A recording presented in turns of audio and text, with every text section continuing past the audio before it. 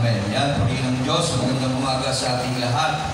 At tayo'y magsimula habang tayo naghihintay sa ating mga kapatiran. Tayo lahat ay tumayo at tayo mawit ng isang awit bago tayo magpasa ng banal na kasulatan ng ating Panginoong Hesus para sa atin. Kaya purihin ng Diyos. Sawitan natin ng Diyos, minamahal kita at papurihan natin siya sa umagang ito. Hallelujah. Salamat sa iyo, Panginoong Hesus, sa buhay at kalakasan na iyong ibigay sa aming Panginoon. Sa pagmulat ng aming mata, Panginoon, sa malaking karangalan na kami binigyan ng muli ng buhay para maipakita sa iyo ang aming pagpapasalamat, pagpaparangal at paglilingkod na binigay mo para pribilehiyo upang maibalik namin ang aming pasasalamat sa iyo. Purihin ka, Panginoong Hesus. Salamat sa lahat ng bagay na meron kami, lahat ng biyaya na lahat na aming nakamasa sa buong taong 2023 at sa pagpasok ngayong 2024, unang linggo ng buwang Enero, Panginoon, taong 2024. Salamat, Panginoon, naway harapin namin ang taon na ito ng may pananampalataya sa iyo, Panginoon. Daladala ang gabay mo sa aming mga buhay, Panginoon. Ibanal na Espiritu Ama sa pangalan ni Jesus. Pagpasanin mo para sa amin upang lubusang magawa namin ang mga bagay na dapat namin gawin na kailan may hindi namin magagawa. Purihin ka, Panginoon. Tingin mo ang aming papuri. Alay sa iyo, aming Panginoong Hesus. Purihin ka. Hallelujah. Minamahal ka namin, Panginoon. Di magkahaya ng iyong pagmamahal. Pero, Panginoon, nais namin pahayag ng aming pagmamahal sa pamamagitan ng aming papuri, awit para sa iyo. Hallelujah.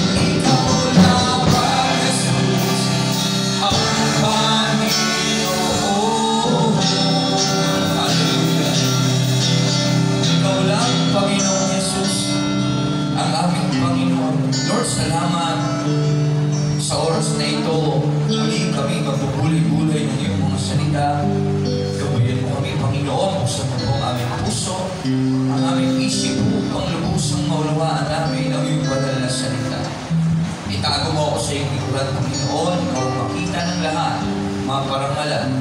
Patawarin mo kami sa aming mga nagawang pagkukulang sa iyo. Kung may nakita kang karumihan sa aming mga puso, Panginoon, linisin mo po ito upang nang sa ganon kami maging karapat-dapat tumanggap ng iyong banal na salita. Purihin ka, Panginoon, pagpalain mo mga taong narito na, Panginoon, maging sa mga taong paparating pa lamang sa church na ito, Panginoon. Maging sa lahat ng taong nakapalibot sa tahanan mo na ito, Panginoon, lalo na sa mga taong magbibigay bukas pusong pakikinig sa iyong banal na salita.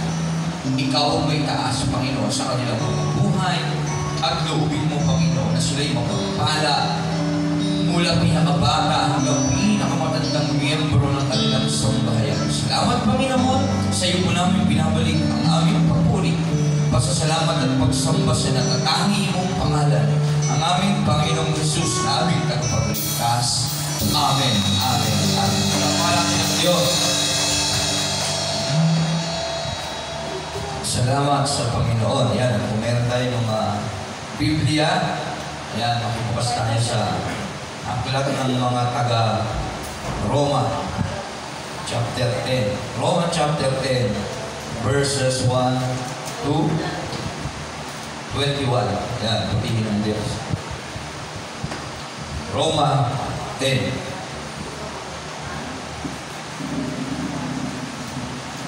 Verses 1 to 21. Yan, babasahin lang natin ito at konting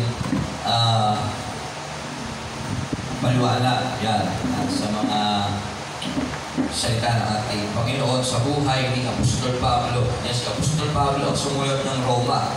So yung nakaraan, Roma na yun tayo. Yung tayo natapos. Ngayon, Roma 10 na tayo. Busin natin yung aklat ng Roma at nawa magawa natin ito, hindi lang ito, kundi bawat salita ng Diyos sa banal na kasulatan. Roma chapter 10, ang pamagat doon, ang Israel at ang magandang balita. Yan, sabi roon, ay natapos na tayo doon sa 9 yun eh. Okay, dito na tayo sa Roma 10. Karugtong yun, ang Israel at ang magandang balita. Roma 10:1. Mga kapatid, ang pinakananais ko at idinadalangin sa Diyos ay ang maligtas ang Israel, sapagkat saksi akong sila'y nagsisikap na maging kalugod-lugod sa Diyos. Mali nga lamang ang kanilang naging batayan. Amen. Yan. Yan. Sabi ni Apostol Pablo, yan, mga kapatid, ang nais niya, dinadalangin, pinananalangin sa Diyos, ay maligtas ang bansang Israel. Sapagkat, alam niya, saksi siya, nakita niya, talagang kasi siya, maging siya man, ay talagang nakita ang pagsisikap na maging kalugod-lugod sa Diyos. Mali nga lang ang kanilang naging batayan. Ayan. Dahil hindi nila kinilala ang katuwirang mula sa Diyos, at nagsisikap silang gumamit ng sarili nilang pamamaraan. Hindi sila sumunod sa pamamaraang itinakda ng Diyos, sapagkat si Kristo ang kaganapan ng kautusan upang mapawalang sala ang sino mang sumasampalataya sa Kanya. Yun. Sabi ni Pablo, wala siyang ibang nais o dinadalangin sa Diyos kundi ang maligtas ang bansang Israel. Kasi yung Israel, yung base sa ating mga nakaraang na napag-aralan, yung Israel, yung mga talagang mga anak ng Diyos, kasi sila yung nagmula sa lahi ni Abraham, lalo na sa pangalang Jacob, binuha ang Israel. Yan, sa angka ni Jacob. Yan ang tinatawag ng mga anak ng Diyos. Yan. Sila talaga, yung apple of the eye ng Diyos, sila yung tunay na anak na tinatawag sa banal na kasulatan. Tayo naman, tayo kasi mga Hintil, hindi tayo Israelita. Tayo ibang bansa na ang tawag sa atin, maliban sa Israel, lahat ng bansa, mga bansang Hintil, na yun ay kinahabagan ng Diyos. Yan. Dapat talaga wala na tayo, sa totoo lang, impyerno na eh. Pero salamat kasi, yung bansang Israel na sariling bayan ng Diyos, itinakwil mismo si Jesus. Eh hanggang ngayon, sa Israel, hindi nila tinatanggap si Jesus doon bilang Panginoon at Diyos nila. Yung Misayas, hindi. Ang isip ng Israel hanggang ngayon, karamihan, kay Jesus nahihibang. Kaya yun ang nais ni Pablo. Kaya sabi niya, ang nais niya at dinadalangin niya sa Diyos na maligtas ang Israel. Kasi pag hindi nagbago ang kanilang pagtanggap sa ating Panginoong Hesus, sabi ng John 14:6, sinabi ni Jesus, ako ang daan, katotohanan at ang buhay. Walang makapupunta sa Ama kung di sa pamamagitan ko. Ayan, napakalinaw. Kung hindi nila tatanggapin si Kristo sa kanilang buhay bilang Hari, Panginoon at Diyos na talagang dumating sa mundo para sila ay iligtas, yun ay hindi magiging yun ang magiging dahilan upang hindi sila maligtas. Kasi si Kristo talaga ang dahilan natin upang tayo ay pagdating ng panahon makasama sa buhay na walang hanggan, kasi si Kristo ang daan. Kaya sabi ng Paul, sapagkat si Kristo ang kaganapan ng kautusan. Yung Israel kasi, yung mga sumasamba sa Diyos, ang sinusunod nila ay yung kautusan na nung panahon ni Moses, yan, yung Ten Commandments. Doon sila nakabase na ibig sabihin, pamumuhay na ginagawa ang mabuti gamit ang sarili nila. Yan. Ibig sabihin, sinisikap nilang sundin yung kautusan. Kaya lang, ang problema, wala naman taong kayang sumunod doon sa kautusan na yun, yung 10 na yun. Walang sino mang taong makakagawa nun. Kaya nga dumating si Jesus, hindi naman para pawalang bisa yung kautusan, upang tuparin ito sa ating mga buhay.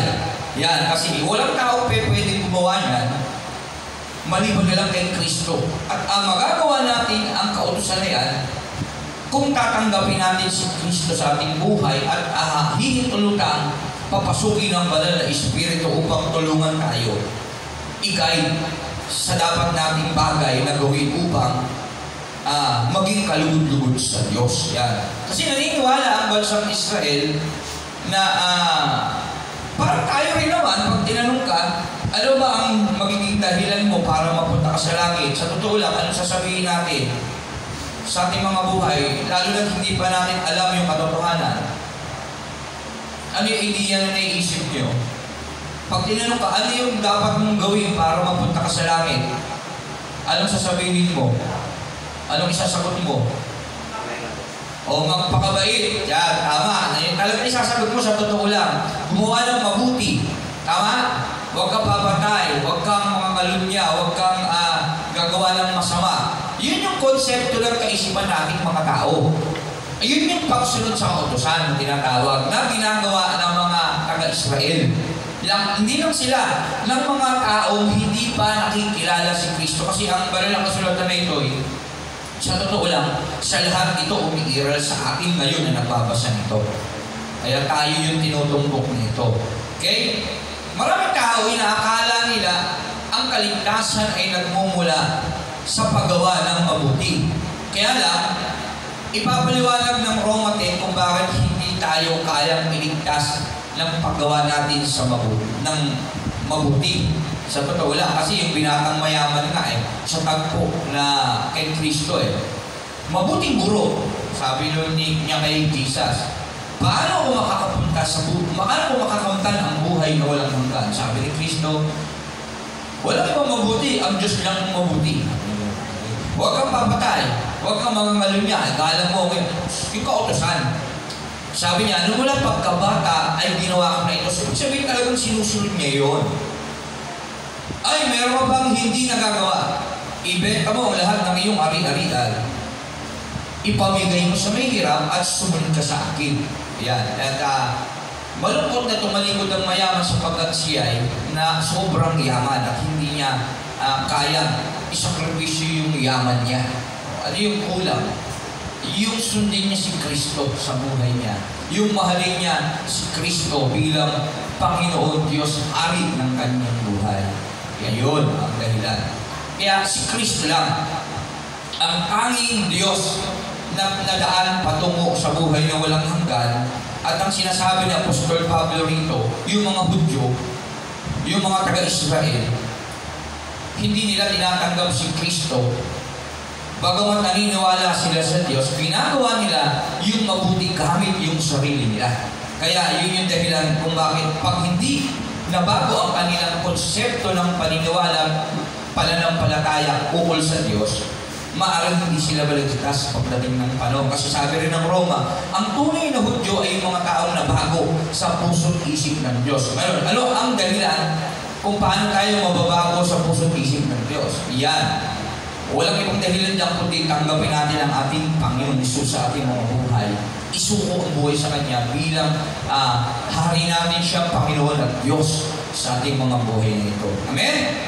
Yan ang dapat natin gawin. Kaya, sa kabuuan, pagpatuloy natin ang pagbabasa ng Roma 10. Ito kasi yung introduction niya sa Roma 10. Yan. Mga kapatid, ang pinakananais ko, sabi ni Pablo, idalangin sa Diyos ay ang maligtas ng Israel. Kasi ang Israel gumagawa ng mabuti yan.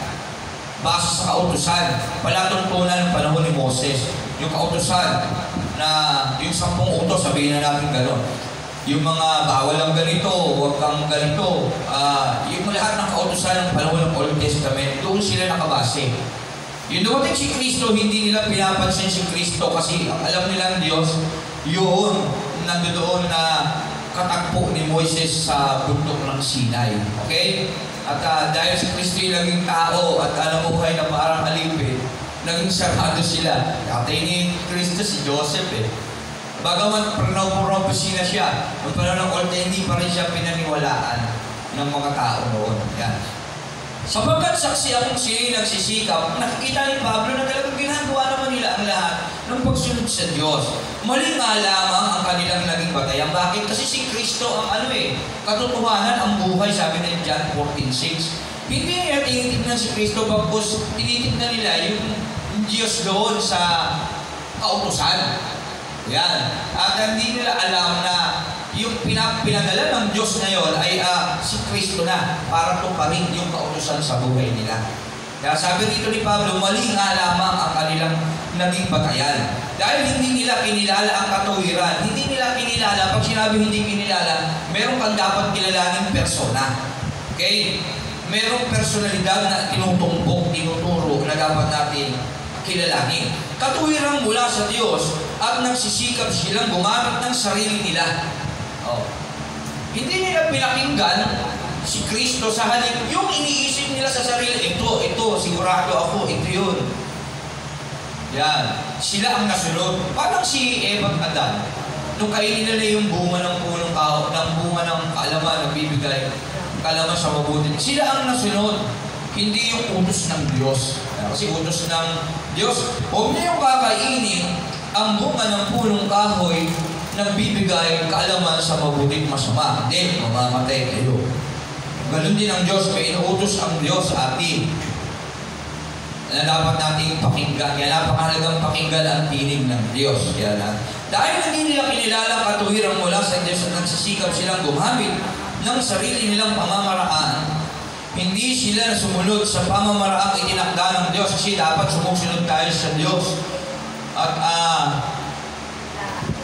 ano ang dapat nating sundin sa Diyos? Yung kilalanin natin si Kristo sa buhay natin. Sa Hebreo, sinabi na nga ng Ama, ang iyong trono o Diyos ay magpawalang hanggan. Sabi, dapat siyang sambahin ng lahat ng mga anghel. Yan, sabi ng Ama yun kay Kristo na dapat nating kilalanin. Sapagkat si Kristo ang kaganapan ng kautusan niya sa Roma 10:4. Ang kaganapan ng kautusan upang mapawalang sala ang sinumang sumasampalataya sa Kanya. Kaya napakahalaga niya na dapat sa buhay natin, hindi lang ng Israel, kundi tayo ay pinikilala natin si Kristo bilang Hari, Panginoon at Diyos ng ating mga buhay, ang katuwiran. Kaya tuloy natin Roma 10:5. Ang kaligtasan ay para sa lahat, hindi lang sa mga Hudyo, kasi sa atin din naman. Ganito ang isinulat ni Moises tungkol sa pagiging batuin, batay sa kasulatan. Ang tumutupad sa kautusan ay mabubuhay ayon dito. Ngunit, ganito naman ang sinasabi tungkol sa pagiging matuwid, batay sa pananampalataya. Huwag mong sasabihin sa iyong sarili sino ka. Sino ang aakyat sa langit na para bang nais pababain si Kristo? 7. Huwag mo rin sabihin sino ang bababa sa kailaliman na para bang nais pabamunin si Kristo mula sa mga libingan. Hindi tayo Palataya kasi pwede ang mamumuna sa lahat ng bagay na dapat nating gawin upang tayo ang maligtas. Meron tayong Diyos na dapat sundin at merong ipinadala ang Diyos na dapat natin tanggapin. At gawing modelo sa ating mga buhay, hindi tayo na pangungunahan natin ang Diyos. Wala tayong karapatang gawin yun sapagkat tayo mga nilalang ng Diyos. Amin po ba? Sapagkat ganito ang sinasabi, malapit sa iyo ang kautusan, nasa iyong mga labi at nasa iyong puso. Ang tinutukoy dito ay ang salitang ipinangangaral namin tungkol sa pananampalataya. Ito yun, yung mabuting balita na binabasa natin ngayon dahil si Pablo ang nagpapangaral noon nung panahon na sinusulat, nung panahon na hindi pa nasusulat ng Roma na ito. Okay? At ito ngayon, yung mabuting balita na yun na binabasa natin ngayon. Yan.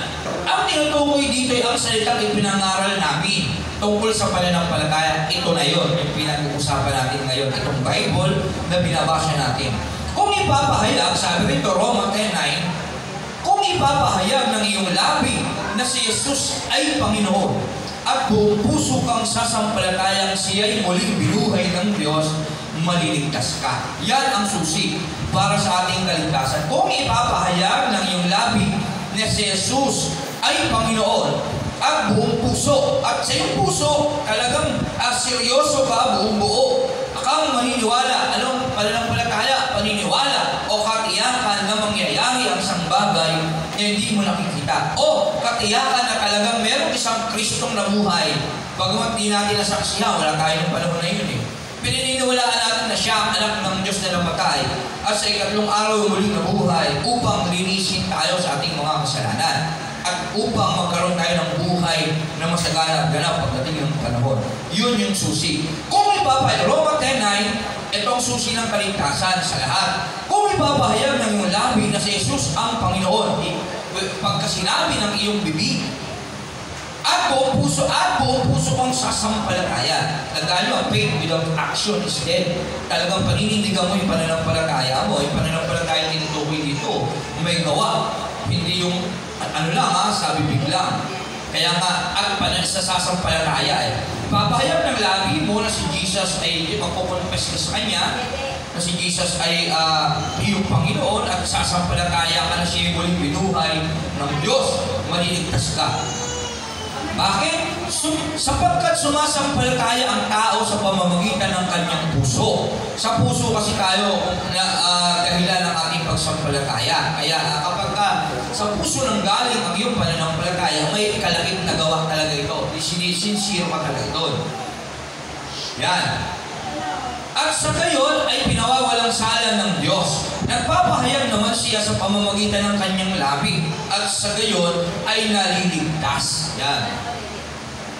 Kaya kailangan natin gawin ito sa ating mga buhay, sa ating mga pananalangin. Lord, tawarin mo ako sa aking nagawang kasalanan, tinatanggap kita sa aking buhay bilang Panginoon. Diyos, hari ng aking buhay na ito. Sino ba kausap mo, Lord? Ang Diyos, di ba? Kaya sa pananalangin, hindi yung tao. Panginoong Jesus, tinatanggap kita, hindi ganon. Kaya meron kayong ginagawang ng Diyos na kalakayan. So, ibig sabihin, tawag doon, prayer. Kaya napakahalaga. Makukuha natin ang pagtanggap sa Diyos sa pamamagitan ng pananalangin. Seryosong pagkalakayan sa Kanya. Yan. Kaya yun ang susi. Pagka dapat natin panampalatayanan na siya ay muli si Kristo, ang ating Panginoon, tanggapin sa ating buhay, mag-confess, at tanggapin siya bilang Panginoon at buong puso tayong maniniwala na talagang siya ang dahilan ng ating paglilinis sa ating mga kasalanan. Sinabi nga sa kanyang kasulatan, walang sino mang sumasampalataya sa Kanya ang mapapahamak. Yan. Walang sino man na sumasampalataya sa Kanya ang mapapahamak. Tandaan natin yan. Kapag tayo sumampalataya kay Kristo ng totoo, walang sino man sa atin ang mapapahamak. Kaya walang pagkakaiba ang katayuan ng mga Hudyo. Ano yung mga Hudyo? Ano yung tinatawag ng mga Hudyo? Mga Israelita. At sino naman? Ayan. Kaya walang pagkakaiba ang katayuan ng mga Hudyo, mga Israelita, at ng mga hindi hintil. Ano yung mga hintil? Tayong mga ibang bansa, Pilipinas, Germany, China, Russia, lahat, basta kinilala mo si Kristo, wala na tayong pagkakaiba. Sa ibang bahagi ng kasulatan, tayo itinuring na mga anak ng Diyos. Yan, 1 John 1:9. Yan yun. Yan. Kaya walang pagkakaiba ang katayuan ng Hudyo at ng hintil. Iisa ang Panginoon, si Kristo. Nang lahat ng siya'y masaganang nagbibigay sa lahat ng tumatawag sa Kanya. Kapag tumawag ka, kasi sabi ng John 3:16, ang sino mang sumampalataya. Hindi naman kasi tayo sinasaklawan ng Diyos sa ating posisyon. Nasa sayo yun. Kaya ang Diyos nagpapaalala na, at hindi naman, yan, gaya nga ng sabi ko nung devotion, sa totoo lang, hindi naman tayo nuobligan ng Diyos talaga na maglingkod tayo. Yung paglilingkod, hindi yan obligasyon natin. Kaya nagiging obligasyon natin yan, isang pribilehyo kasi yan ng Diyos. Para mas maipakita natin yung pagmamahal din natin sa Kanya nang ma-appreciate natin na niligtas niya tayo at binigay niya yung buhay niya at namatay siya sa krus at muling nabuhay. Kaya yung paglilingkod dapat voluntary natin ginagawa sa Diyos yan bilang pasasalamat. Ang ibig sabihin ng paglilingkod, pribilehyo na binibigay sa atin ng Diyos upang maipakita natin sa Kanya na talagang tayo nagpapasalamat sa Kanya at tinataas ang Kanyang dakilang pangalan. Amen po ba? Kasi kung wala naman tayo, ulitin ko lang wala namang mawawala sa Diyos. Tama ba? Isipin nyo maigi, kung wala yung tao, anong problema sa Diyos? O pwede naman siya gumawa ng ibang, o alien na lang, halimbawa lang, ako yung Diyos. Gawa na lang ako ng alien, sila na lang yung sasamba sa akin. Pwede naman, siya yung manlilikha, omnipotent, omnipresent, omniscient. Kaya sabi rito, hindi mo pwedeng sabihin, aakyat ka doon, pababain mo, pamumunahan mo siya. O punta ka sa kalaliman, naas mo, pabamunin si Kristo, pamumunahan mo siya sa mga purpose na dapat niyang gawin. Hindi ang Diyos ay makapangyarihan at lahat ng bagay siya dapat ang masusunod. Tayo naman, pribilehyo lang natin na binibigay ng Diyos yung paglilingkod para maipakita natin sa Kanya yung pasasalamat natin sa dakilang bagay, dakilang pag-ibig na binigay niya sa atin. Amen? Yun yung dapat nating malaman. At hindi tayo naglilingkod sa Diyos para maligtas. Tandaan natin yan. Naglilingkod tayo kasi ligtas na tayo. Kasi nalaman na natin na niligtas niya na tayo. Namatay na siya sa krus, tinanggap na natin siya. Yung pribilehyo na lang yun. Karandagan yun. At isang espesyal na gawain para mas higit natin maipakita na talagang tayo nagpapasalamat sa mabuting bagay, sa dakilang bagay na ginawa niya yung pagkamatay niya sa krus. Amen? Nakukuha po ba? Kaya yung paglilingkod, hindi dahilan ng kaligtasan natin. Kaya tayo naglilingkod kasi ligtas na tayo, na-appreciate na, nalaman na natin na talagang wow, dakila ang pag-ibig ng Diyos. At tinanggap ko na sa buhay ko siya. Kaya bilang pasasalamat, buong puso ko siyang paglilingkuran. Amen? Yun ang ibig sabihin ng paglilingkod. Kasi baka may magtanong sa inyo, paano ba tayo maliligtas? Sagot nyo, maglingkod ka sa Diyos. Hindi ganun yun. Okay? Kasi kung wala naman tayo, wala naman problema sa Diyos. Kung wala ang Diyos, yun ang problema natin. Paano tayo maliligtas? May impyerno. Yun ang problema. Yun ang katanungan na dapat mo malaman at masagot sa buhay mo. Kung wala tayo, walang problema sa Diyos. Kayang gumawa ng Diyos ng kahit ano para paglingkuran siya ng mga yun. Pero kung wala ang Diyos, paano tayo? Sabi nga ng kasulatan, yung matutuwid, yung gaya ng mga Hudyo na nagsisikap sumunod sa kautusan, ay mahirap maligtas. Sila yung matutuwid nagsisikap sa sarili nila, hirap maligtas. Paano na? Isipin nyo ito Paano na yung hindi nakikinig sa Bible, hindi naniniwala sa Bible, sa salita ng Diyos? Paano na sila? O paano na yung mga hindi, yung pinagdidirian yung mag-church? Kasi may ganun ano naman, si Corny naman, pag nagsimpa ka kasi, parang masyadong napakabanal May ganun May mga taong ganun Kahabagan natin sila. May mga taong iniinsulto yung church. Yung mababa ang tingin sa mga gumagawa ng kabanalan. May mga ganun, sa totoo kawawa sila. Kaya dapat natin gawin, ipag-pray at loobin na gamitin tayo sa kanila. Kaya yung pumapasok yung paglilingkod sa Diyos. pribilehiyo natin yun. At para maipakita rin natin sa iba rin yung pag-ibig. Kasi kawawa talaga sila kasi totoong may impyerno. At hindi kasi nila alam yun, kagaya ng mga Hudyo, ng mga Israelita. Na sabi ni Pablo, ang pinakalalais niya ay dinadalangin yung maligtas yung mga, kasi yung mga Hudyo, yung mga Israelita. Bakit? Ang effort nila grabe. Grabe yung effort nila. Naghahanap pa sila ng mga mapuputing pinatabang buya, malinis, nialagaan nila yun para hindi magkasakit, hahandog nila sa Diyos. Yung mga effort nila talaga literal matitindi na araw ng pamamahinga, hindi sila kumakain, pati mga alagang hayop, batang matanda. Ano pa? Talagang yung mga utos sinusunod nila. Inangkita ni Pablo. Kaya lang, sa huli pag hindi na bago yung isip nila ganun pamamaraan, hindi sila maliligtas. Sa buhay natin ngayon, ganun din. Maraming mga taong inaakala maging mabuti ka lang, ligtas ka na. Ganun din yung mga Hudyo. Walang kaibahan sa kanila. Kaya sinasabi ni Pablo, sa sulat na ito para sa atin, idalangin natin yung mga kaklase mo, yung magulang mo na hindi pa nakakilala kay Kristo, na mali yung paniniwala, na bagamat kasi yung mga Israelita na tinutukoy dito, kilala nila ang Diyos eh. Alam nilang may Diyos. Alam nila ang mabuti. Ganon din sa buhay natin ngayon, alam ng mga taong may Diyos. Kilala rin nila sa Kristo. Yun nga lang, ang kagaya ng sabi ni Pablo, mali nga lang sila ng pag-aakala. Yung inaakala nilang mabuti, yung pala yung ikapapahamak nila. Kasi hindi nila pinakinggan si Kristo, yung pinapangaral natin ngayon. Kaya ano dapat natin gawin? Kahabagan sila at idalangin. At hilingin sa Diyos na lubig na maging malalim tayo sa salita niya. Kasi hindi rin naman natin may ipangangaral ito sa iba. Kung tayo sa buhay natin, dapat pang pangaralan din. Ngayon, ano yung effort natin naman na magagawa para sa iba? Kung tayo nga mismo yung kailangan pangturuan. Tama? Kaya magpakalalim tayo. Dahil sa pag-ibig natin una sa Diyos at pagkaawa at pagmamahal natin sa ating kapwa, sikapin natin na maging mas malalim tayo sa salita niya na pinag-aaralan natin ngayon at seryosohin para may magawa man lang tayo para sa ating kapatid, sa ating magulang, sa ating kaibigan, sa ating kaeskwela, sa ating kapwa. Yan, sinasabi ni Pablo dito.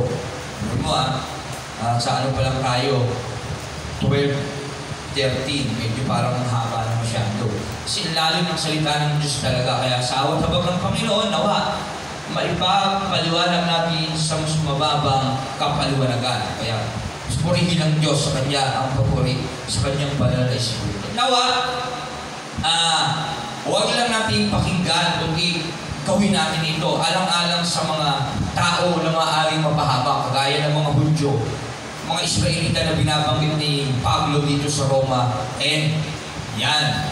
Kasi kagaya ng mga Hudyo, sa buhay natin ngayon, ganun din. Maraming mga tao nakakakilala kay Kristo hanggang kilala lang. Hindi nila alam talaga yung totoong dahilan kung paano silang maliligtas. Yan sabi rito, ayan ano yung kaligtasan? K9, kung ipapahayag ng iyong labi na si Jesus ang Panginoon at buong puso kang sasampalataya. Tanda mo, sa pagsampalataya, ano ang meaning? Sa Hebreo 11, katihakan na mangyayari ang isang bagay na iyong inaasahan. So, sabihin, hindi mo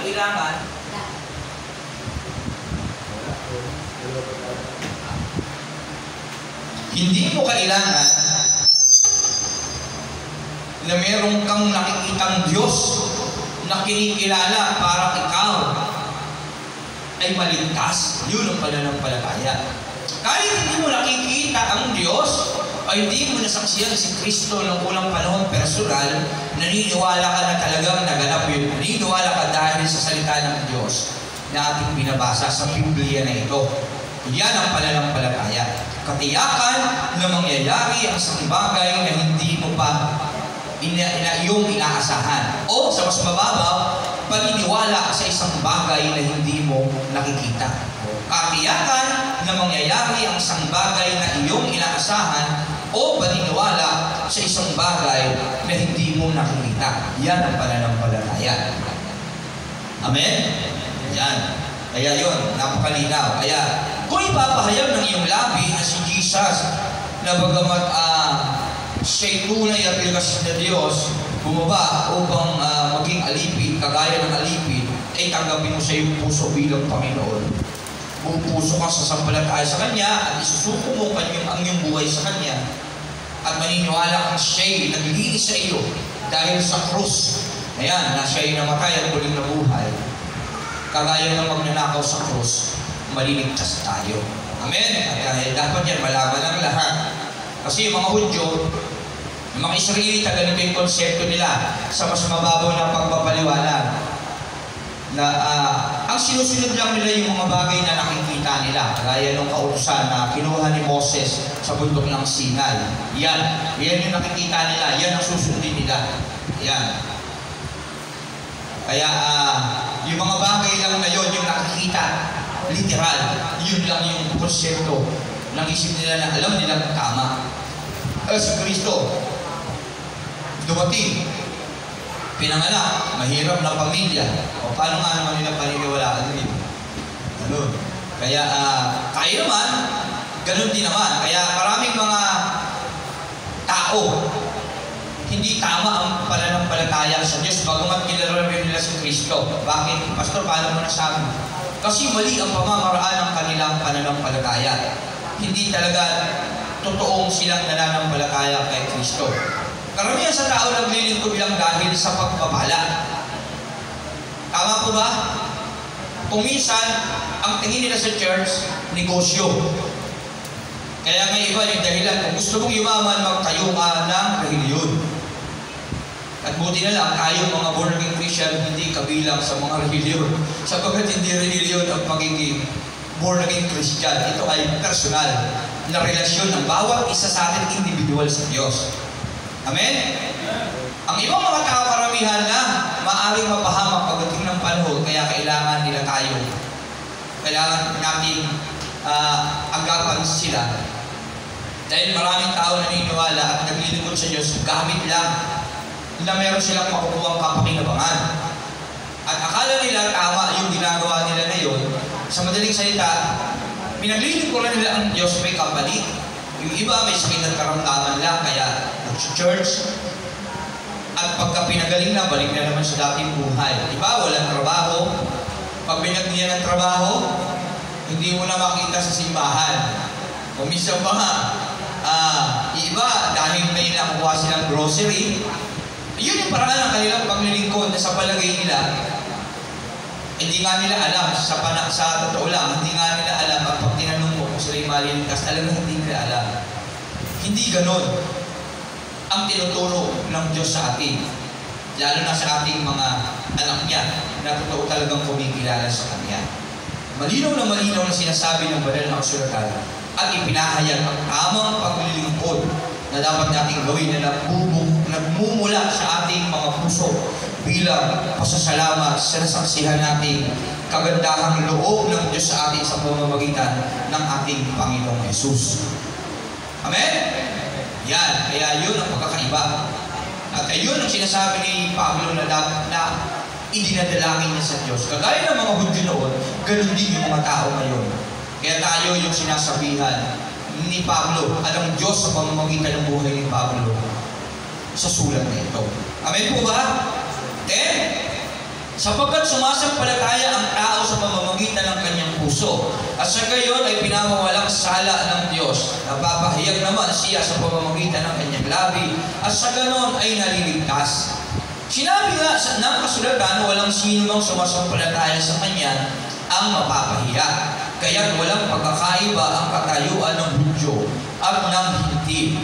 Iisa ang Panginoon ng lahat at siyang masaganang nagbibigay ng lahat ng tumatanggap sa Kanya. Kaya di ba pwede mapagmalaki ang sino man sapagkat pantay ang tingin ng Diyos sa ating lahat. Lalo na kung bubuksan natin ang ating mga puso sa ating Panginoong Hesus. Dahil sinasabi sa kasulatan, maliligtas ang lahat ng tumatawag sa Panginoon. Paano naman sila tatawag sa Kanya kung hindi sila sumasampalataya? Yan Sabi ng Hebreo, hindi natin mabibigyang kaluran ng Diyos kung hindi tayo sasampalataya na may Diyos. So, ibig sabihin, para maging kalugod-lugod ang Diyos sa atin, kailangan natin maniwala sa Diyos na hindi natin nakikita. Yun ang pananampalataya. Paano naman sila tatawag sa Kanya kung hindi sila sumasampalataya? O paano mo kakausapin yung Diyos kung hindi ka naman naniniwala sa Diyos? O ngayon, kung tatawag ka sa Diyos, dapat maniwala ka sa Diyos. Paano sila sasampalataya kung wala pa silang napapakinggan tungkol sa Kanya? Ngayon, paano ka naman maniniwala kung wala ka bang naririnig? Kaya tingnan mo yung mga tao sa palibot mo. Bakit sila hindi naniniwala sa salita ng Diyos sa Biblia? Kasi hindi nila pa ito nababasa. O hindi pa, wala pa silang nagpapahayag sa kanila nito. At kung may sakaling nagpahayag sa kanila nito, hindi rin sila naniniwala agad. Kaya hindi talaga nila alam. Yun ang totoo. Kaya sabi nito, paano sila tatawag sa Kanya kung hindi sila sumasampalataya? Kaya napakalaga na may paniniwala tayo sa Diyos para makatawag tayo sa Diyos. Ngunit, paano na saan naman magsisimula yung pananampalataya? Ngayon, paano ako tatawag sa Diyos? Kailangan may pananampalataya ako. Ngayon, paano naman ako magkakaroon ng pananampalataya? Sabi rito, paano sila sasampalataya kung wala pa silang napapakinggan tungkol sa Kanya? So, ibig sabihin, kailangan mo may marinig na pangangaral. Kagaya nitong pinapangaral natin, tinuturo natin. Kailangan mo marinig ito para malaman mo, para sumampalataya ka, maniwala ka. Yan. Paano naman sila makakapakinig kung walang mangangaral sa kanila? Ngayon, paano ka makapakikinig kung walang magsasalita? Kagaya ngayon ang ginagawa ko. Ngayon, isipin mo, paano na kung walang nagtuturo? Yan, walang tao. Yan. May naririnig kayo? Kapag ka, yan, wala, tahimik. Di ba wala? Di ba wala? Paano ka magkakaroon ng pananampalataya? Hindi wala. Paano ka maliligtas? Wala. Wala ka ng pag-asa. Yun ang problema. Kaya napakahalaga ng church. Kasi dito, meron tayong napapakinggan at sa pamamagitan ng pakikinig mo na yun, doon nagsisimulang mabuo ang iyong pananampalataya. At yun sa pananampalataya mo yun, yun ang magiging dahilan ng pagliligtas sa iyo ng Diyos. Kasi tinuturo sa iyo ng tagapagturo kung sino ang Diyos na dapat mong lapitan at kung ano yung mga bagay pa na dapat mong gawin para ikaw ay matuto sa daan patungo kay Kristo. Amen? Yan ang napakalinaw na sinasabi ng Bible, kaya napakahalaga ng church, ng Bible, ng nagpapahayag nito, kasi doon nagsisimula ang ating pananampalataya na kinalaunay magiging kaligtasan natin.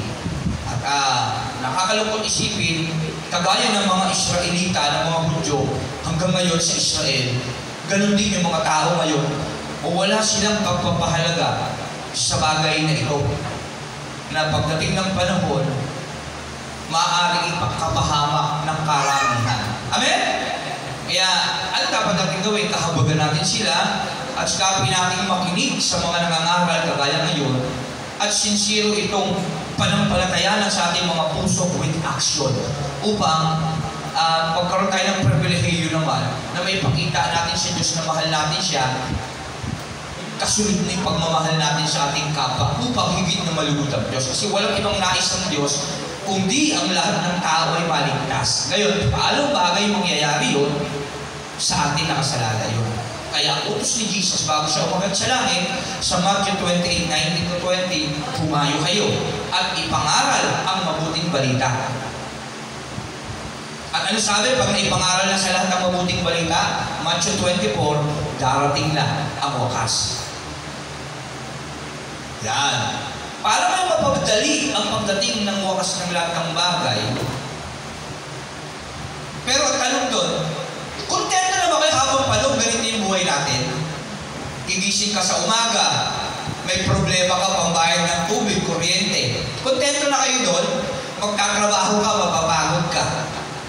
Sisirmonan ka ng amo mo, magbabantay ka ng kapatid mo. Pag may nagawa kang mali, pagagalitan ka pa. Tapos may lalabas ka ng bahay, may naiinis sa'yo. Imamarites ka pa. Tulungan mo, parang walang nakikitang mabuti sa'yo. Kontento tayo ng ganon. Gigising ka sa umaga, may pagkwentuhan, magkakape. Yung iba, may bisyo, iba wala. Okay lang, wala lang. Araw-araw routine ganon. Kontento tayo ganon. Di ba ang nakakapagod? Nakakapagod yung ganong buhay sa totoo lang. Walang kabuluhan. Kaya sabi ni Solomon, walang kabuluhan ang buhay. Paikot-ikot lang. Gigising ka, gano'n na naman. Yung nangyayari noon, nangyayari ngayon. Paikot-ikot lang. Walang kabuluhan. Parang naghahabol sa hangin. Sabi ni Solomon. Kaya dapat mong isipin na meron kang bagay na dapat hangarin. Ano yun? Yung buhay na masagana at ganap. Bakit? Ano po ba yung meron sa buhay na masagana? Kaya nga buhay, masagana, ganap. Wala ka nang kailangan pa. Sabi nga ng kanta nila ngayon, wala nang aalalahanin pa, nakapalibot man ang problema. Basta't ikaw ang kasama. Yun, ang buhay kasama si Kristo. Kasi siya na ang gagawa ng lahat. Siya ang ilaw, siya ang pagkain, siya ang inumin. Ano pa gagawin mo? Magpupuri ka na lang. Wala ka ng gutom, wala ka ng lungkot, wala ka ng pawis. Lalakaran mo ginto. Ngayon, siguro, maglakad ka. Tagal ko lang naglalakad, ilang kilometro. Wala pa ako napulot na ginto eh. Napulot ko lang siguro, bilang ko lang nasa 12 pesos. Kung kikwentahin ko, 5 piso. Tatlong ba, nakapulot ako piso. Tagal. Nakakapulot sana ako ng 500, naunahan pa ako. Kasi tinawag ako ng suki ko, ipagkwentuhan pa sa akin. Ako na lang yung dumadaan sa iskinita eh. Yung 500 nandoon na sa harapan ko, hindi ko pa nakita. Tinawag ako ng suki ko wala ka bang ganito? Wala ako akong dala eh. Hanggang sa may dumating na. Umiyumo ko, nakita niya, uy, 500, napulot niya. Oo nga no. Napatingin ako sa parang gusto ko sisisihin eh. Akin na sa akin eh, tuwa mo pa ako eh. Hindi sa aking kalooban, yung ganang mga bagay. Pero sa langit, dadaanan mo lantay na ginto. Yung pader mo, iba't ibang klaseng kayamanan, bato, esmeralda, habiro. Kung mabasahin natin ang Bible, ayaw ba natin yun? Gusto ba natin yung habang buhay ko? Takot na to lang. Lungkot yung mga tao. Takot sila sa kamatayan na tinatawag. Hindi nila alam yung kamatayan, yung kapahingahan. Pero kayo magpapakamatay, masama yun. Baka tulad na si Judas, masama yun. Hintayin natin kasi may panahon ang lahat ng bagay. Nung tayo sinilang sa mundo, meron ng takdang oras ang ating pagkalisan sa mundong ito. At hindi natin mapipigilan. Sa buhay ko, nakatakdang magkasunod na mamamatay ang aking kapatid, ang aking ina. Hindi dahil may umalulong aso. Kasi nagulat ako hapon. Umaalulo daw yung aso namin. May mamamatay daw pagka gano'n. Matalino pala yung aso, alam niya yung propesiya.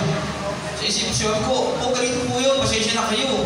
Ginagalang ko po yung paniniwala nyo at dapat galang niya yung paniniwala ko. Kasi sabi sa akin, kasi iba yung paniniwala nyo eh. Uy, ako pa mali. Nag-aral ako sa aking simula pagkabata, pinag-aral ako ng tatay ko, grade 1. Kahit paano, katapos ako ng high school. Hindi na yun, nagbasa ko ng maraming libro. Nag-aral tayo sa Bible School, nag-aaral tayo din sa Bible School. At hindi lang yun, may personal akong pag-aaral, nag-search kasi ayoko nung pangunahan ako ng iba't ibang katuruan. Sa totoo lang, na hindi ako sigurado, ikapapahamak ko yun. At ng buong sambahayan ko, pag naniwala ko sa isang bagay, na hindi ko sigurado totoo. Kaya patunayan mo, yung pananampalataya mo, binanggit niya, iba kasi yung pananampalataya, paniniwala nyo, medyo, kailangan natin ipahayag yung sabi kasi ni Pablo kay Timothy. Huwag mong hayaang hamaking kaninuman. Pag yung katotohanan dapat sabihin mo, kaya sabi ko, pasensya na po kayo ang pagkakaalam ko po sa mga asong umaalulo. Kahit magtanong pa kayo sa mga doktor at veterinaryo, ang mga asong umaalulo ay ibig sabihin nalulungkot, wala yung amo nila, hinahanap nila at iba, masakit at yan. Yan. Yun yung dahilan kung bakit umaalulo ang aso. Kasi aso yun. Yun talaga yung konsepto ng buhay niya. Yun yung expression niya ng kalungkutan niya. Wala kasi siyang isip, hindi niya kaya magsalita eh. May nakakirinig na ba yung aso? Abu! Abu! Natawag si Abu. Kasi alibaba si Abu. Abu! Abu! Diba? Walang ganun. Kaya i-express niya yung kaisipan niya sa pamamagitan ng kanyang tinig. Isa sa konsepto niya, yung umalulo, parang mga asong lobo yan eh. Na kapag yun yung konsepto niya, ewan ko ano ibig sabihin, hindi ko nang pag-aralan yung asong lobo ang umalulo. Ano ibig sabihin nun? Siya yung may nagahari, parang gano'n. Parang sakot ko do, parang gano'n. O tinatawag niya yung iba, parang gano'n. Konsepto nila yun. Kaya sabi ko, pasensya na kayo.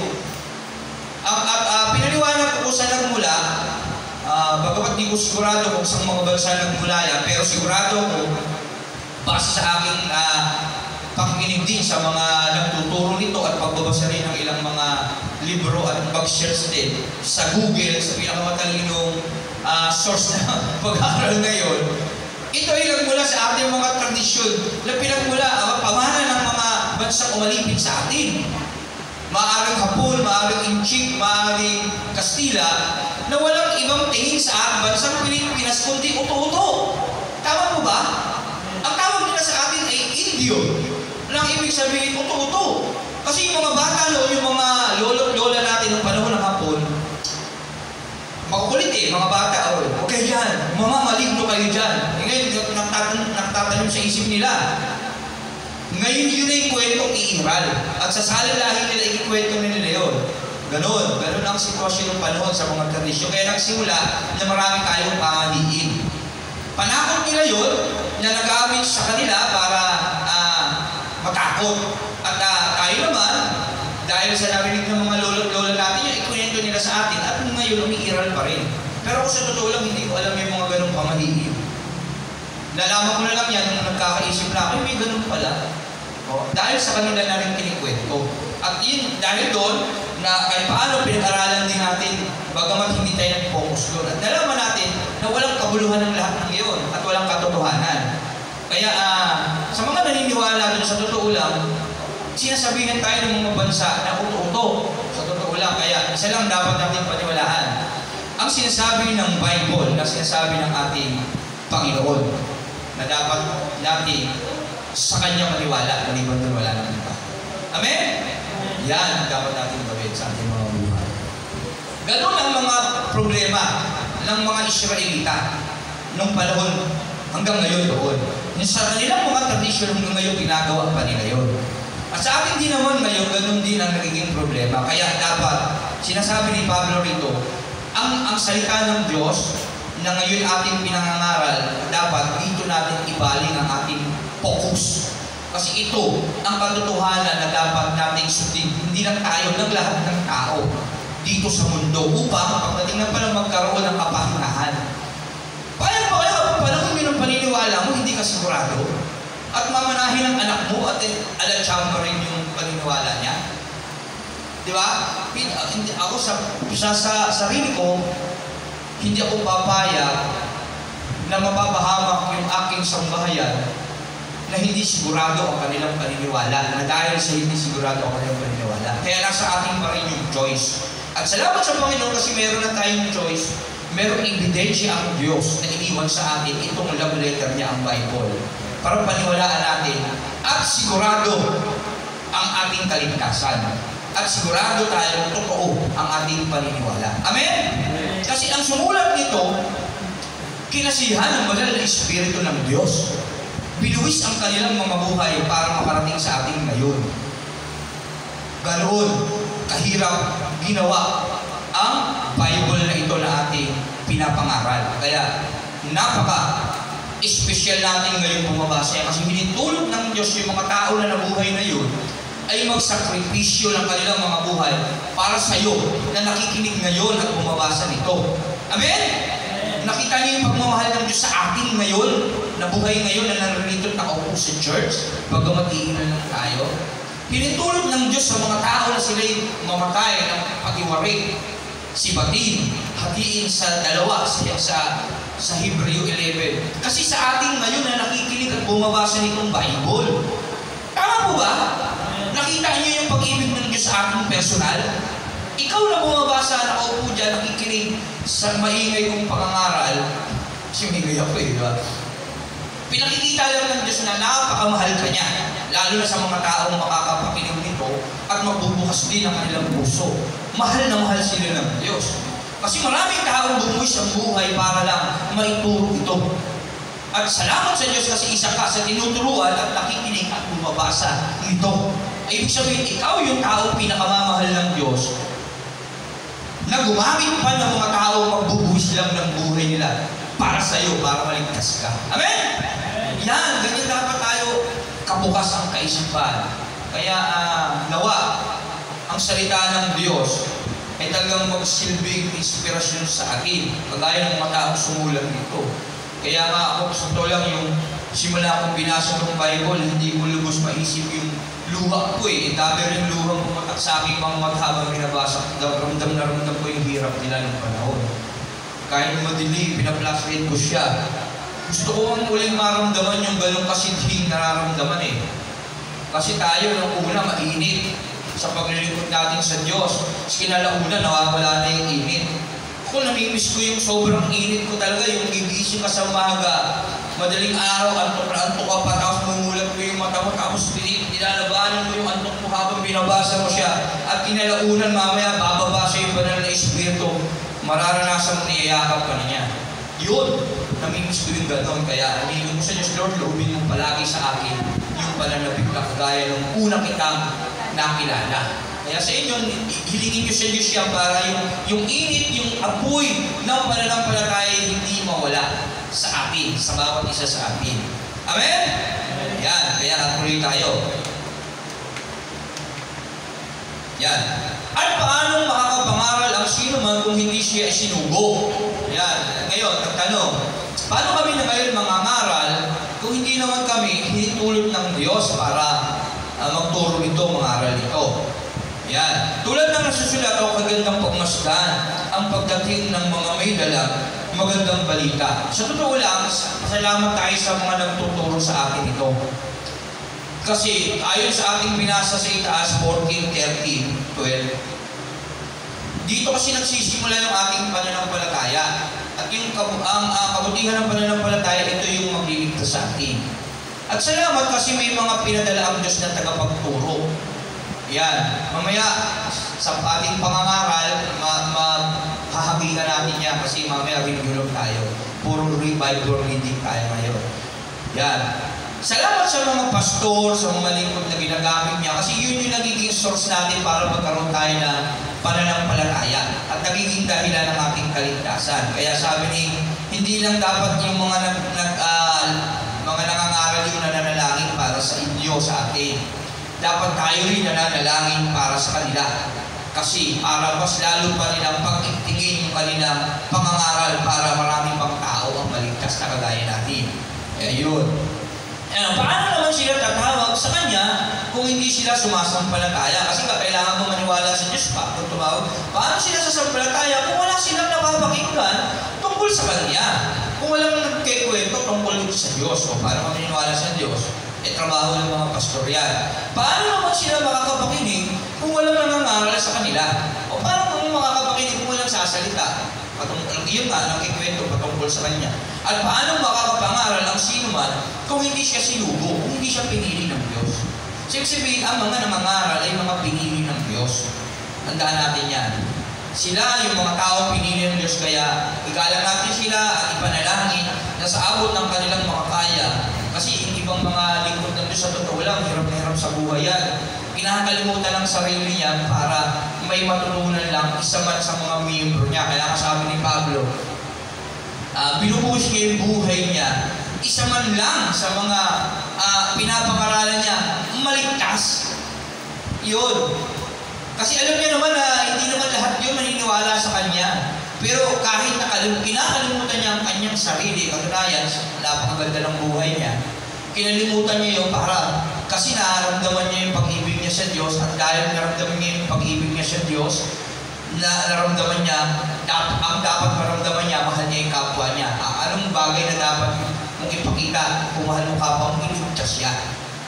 Bigyan ng buhay na walang hanggan. Kaya yun ang ginagawa ni Pablo. Kahit isa lang, sabi niya, ganun siya kasidhi na pinaglilingkuran ang Diyos para may maligtas man lamang. Kasi kagaya ng dalangin niya rito, gusto niya kasi maligtas ang Israel. Kitang-kita niya yung gusto nilang maligtas. Kaya lang mali yung paniniwala nila. Kaya yun. Gandang pagmasdan ang pagdating ng mga may dalang magandang balita. Ngunit, hindi lahat ay tumanggap sa magandang balita. Yun, hindi lahat naniniwala. Yun ang sinasabi ni Pablo. Kaya kahit isa lang. Sa akin din naman, hindi talaga maniniwala lahat. Lalo na kung kilala nila tayo. Gaya ko. Isa akong vendor. Wala, lalako lang ako ng mga figure na ginagawa ko. Kung makikita mo ako sa kalsada, talagang kala mo, gusgusin ako. O ngayon, pag ako nalaman nilang ang aral, ano yung pala yung pastor dyan, next time na ako sa church. May mga ganun scenario yan, hindi mawawala. O, kaya nga sabi ni Paolo, kahit isa lang, alam ko hindi naman lahat niya maniniwala eh. Ganun talaga. Hindi siya maniniwala, binanggit na ng Bible yan. Ngunit hindi lahat na tumatanggap sa magandang balita, gaya ng sinulat ni Isaias, Panginoon, sino ang maniniwala sa aming mensahe? Kaya't ang pananampalataya ay bunga ng pakikinig. Yan At ang pakikinig naman ay bunga ng pangangaral tungkol kay Kristo. Yan ang pananampalataya. Kaya kung gusto mo maligtas, sumampalataya ka. Kung gusto mo magkaroon ng pananampalataya, makinig ka. Kahit sino pa yung nagsasalita na yan, sabi ng Hebrew, ang iyong puso, huwag mong patigasin, buksan mo ito.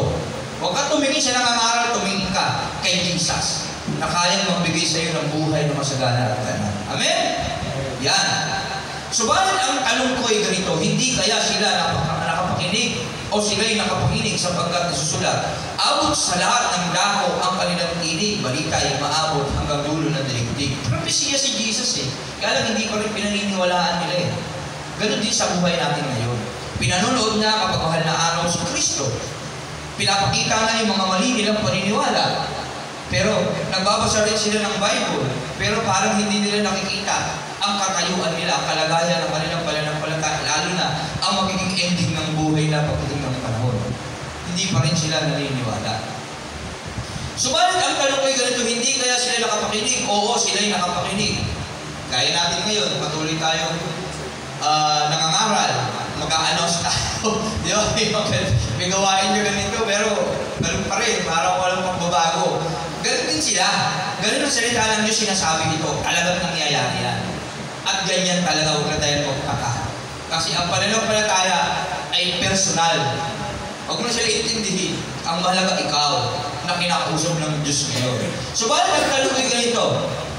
Hindi kaya sila nakapakinig? Oo, sila'y nakapakinig sapagkat nasusulat abot sa lahat ng dako ang kanilang tinig. Balita'y umaabot hanggang sa dulo ng daigdig. Ito pa ang isa kong tanong. Hindi kaya nakaunawa ang bansang Israel noong paman ay sinabi ni Moises, gagamitin ko ang mga taong di man lamang isang bansa tayo upang kayo'y imbitin. Gagamitin ko ang isang bansang hangal upang kayo'y galitin. Kasi sa totoo lang, binigyan tayo ng kaligtasan ng Diyos, salamat sa Diyos, para imbitin yung Israel. Ipropesiya na yan. Kasi matigas ang ulo ng bansang Israel. Ayaw nilang sumunod sa Diyos, bagamat naghihimala na yung Diyos. Kaya salamat sa kanila, sa tigas ng ulo nila, at binigyan tayo ng kaligtasan. At dahil sa ating bukas pusong paniniwala, pakikinig sa salita ng Diyos, at paniniwala kay Kristo, pananampalataya kay Kristo, tayo binigyan, ginawang anak ng Diyos. At tayo may kaligtasan na rin, nakataya nila. Kaya yun, ang buong katotohanan. Yan. Ito pa nga, isa kong tanong, hindi kaya nakaunawa ang bansang Israel noong paman ay sinabi na ni Moises, gagamitin ko ang tao di man lamang isang bansa upang kayo imitin. Gagamitin ko ang isang bansang hangal upang kayo'y galitin.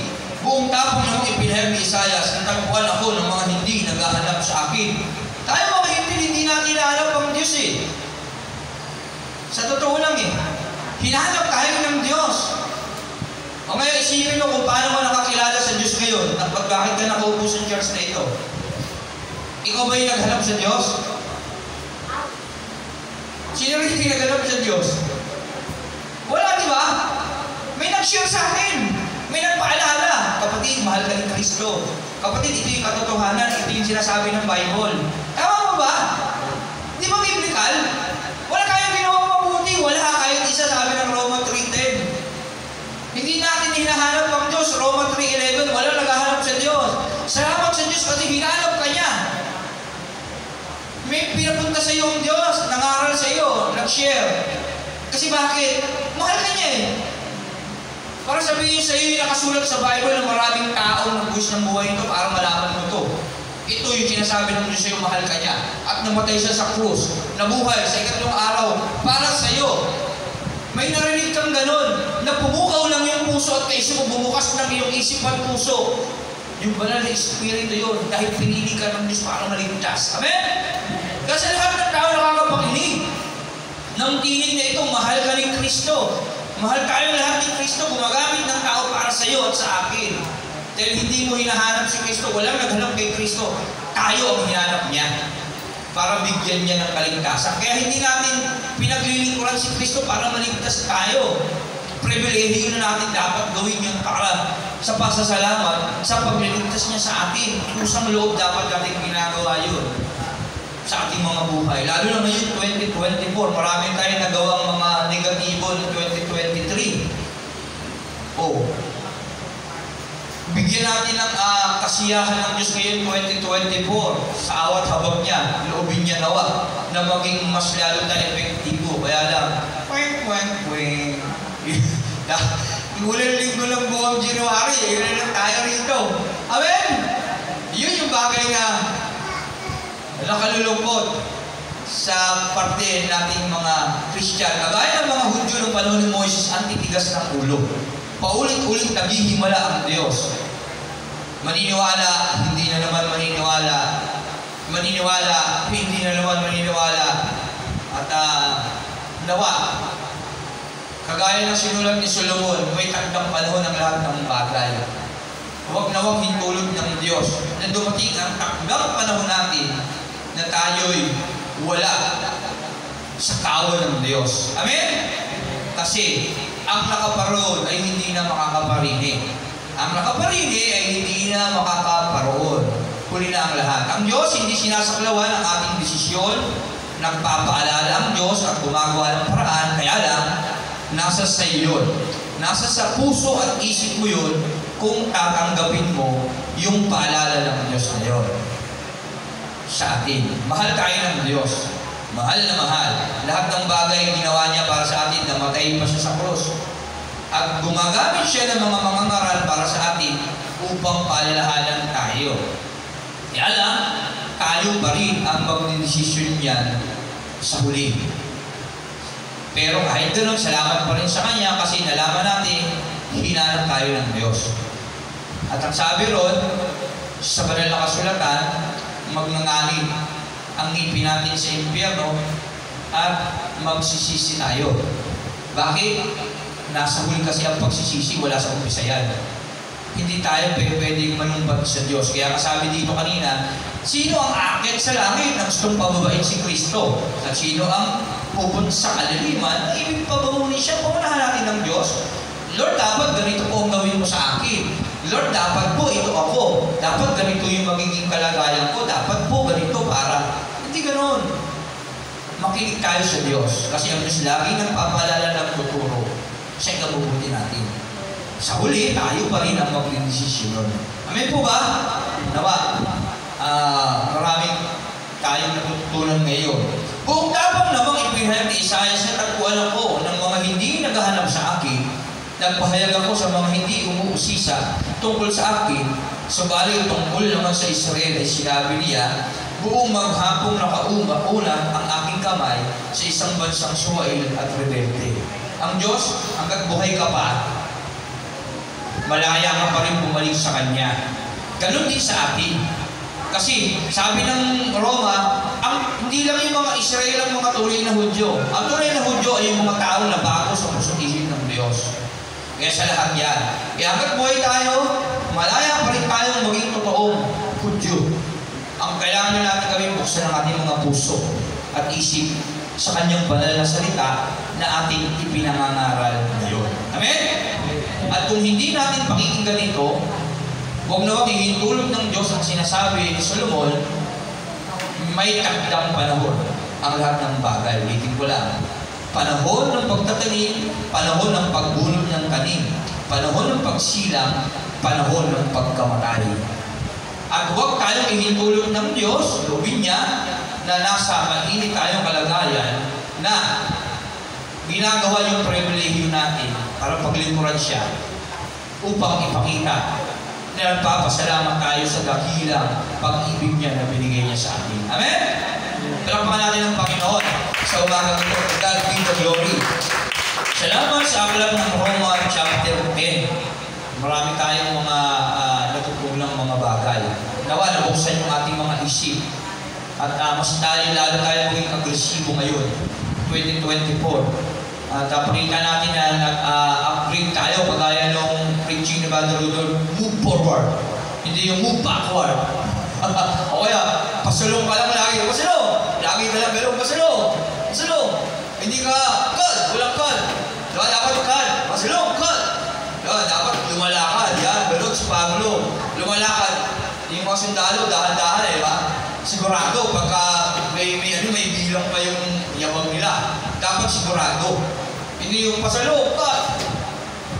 Hindi ko ka lang sa iba, diba? Hindi ganun. At lalo wag patalikod. At hindi rin dapat ganyan ka lang, hindi ka lumalakad. Ang sabi ng Revelation, hindi ka dapat maligam-gam. Hindi ka dapat mainit, hindi ka dapat malamig. Hindi ka dapat pabalit-balit o hindi ka dapat nasa gitna maligam-gam. Bakit? Ano yung maligam-gam? Isinusuka. Yan, isinusuka. Kaya dapat maging mainit tayo sa ating pagmamahal sa Diyos. Kaya ang kaligtasan, sabi, ay yung kautusan, hinati sa dalawa eh. Pagmamahal. Kaya maging mainit tayo kung minamahal ang Diyos. Kasi ang Diyos naging mainit na minahal tayo. Binigay ng Ama yung anak na kasama niya ng pasimula. At ito namang anak, pinili niyang mawalay siya sa Ama.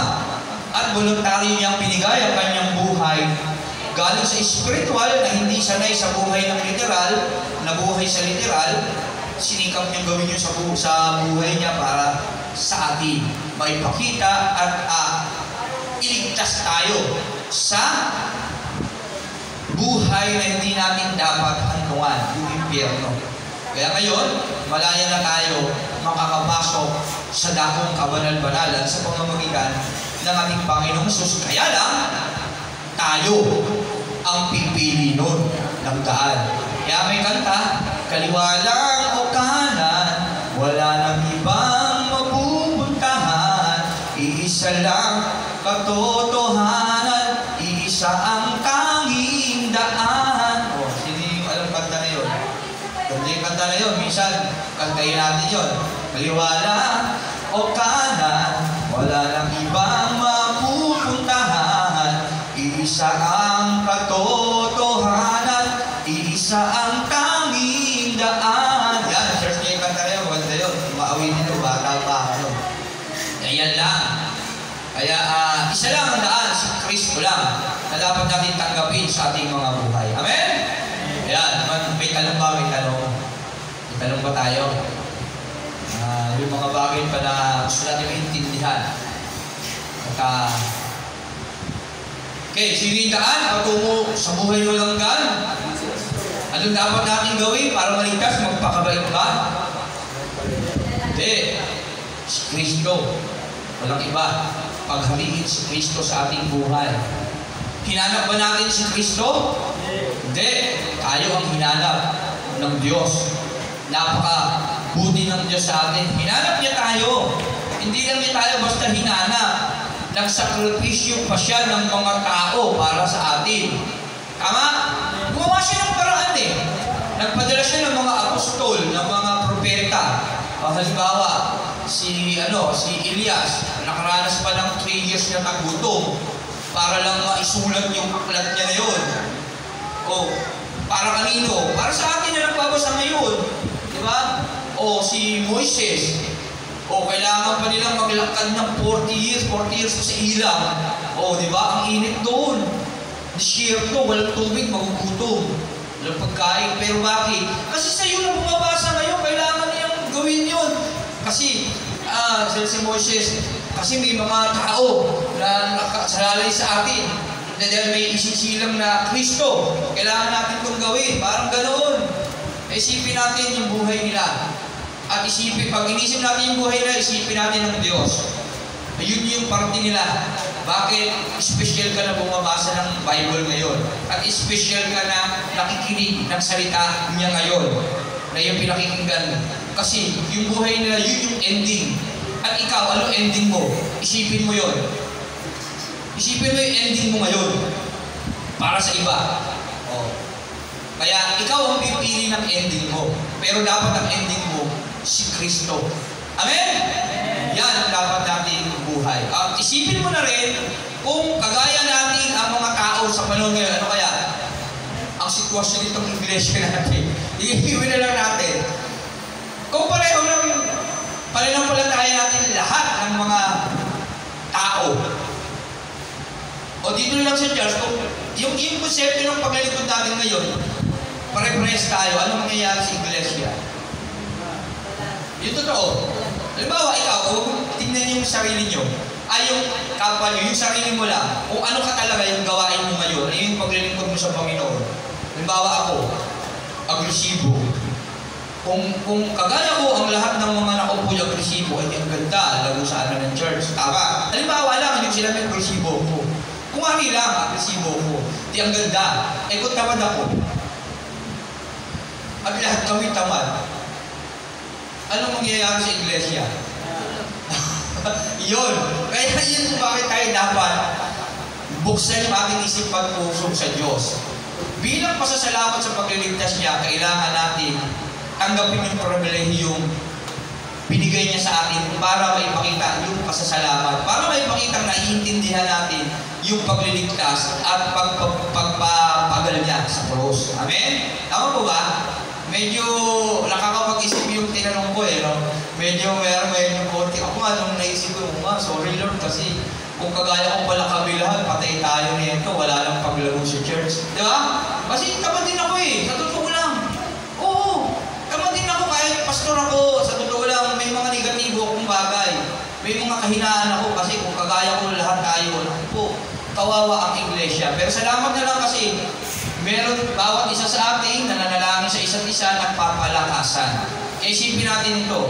Bakit mag-desisyon tayo sa sarili natin na nawa, lubin ng Diyos, nabuksan pa niya ang ating mga isip at puso para mas lalo tayong maging maigting na ginagawa ang paglilingkod gamit yung pagmamahal natin sa Kanya. Amen? Para lumago yung kongregasyon natin. Amen po ba? Yan. Palakpakan natin ang Panginoon. Salamat sa Diyos. Dahil lang Jesus na, tayo manalangin sa Diyos. Lord, salamat po sa iyong mensahe sa amin. Nawa, ito'y magsilbing aral, Panginoon. Huwag namin itong makalimutan. Nawa, marami pang mga ganitong pag-aaral ang sa amin, Panginoon, ay iyong ihintulot upang masigit namin makita ang iyong kalutihan. Purihin ka, Panginoon, talaga napakabuti mo. Salamat sa paalala na ngayon nalaman na muli namin, Panginoon, na nariwa ang mga bagay na dapat namin gawin at malaman. Purihin ka sa iyong lahat ng papuling pasasalamat pagsamba sa dakilang ng pangalan. Namin, Panginoon Jesus, namin tagapagligtas. Amen. Amen. Pinapakan natin ang Diyos. Salamat sa ating Panginoon Jesus. Purihin ang Diyos.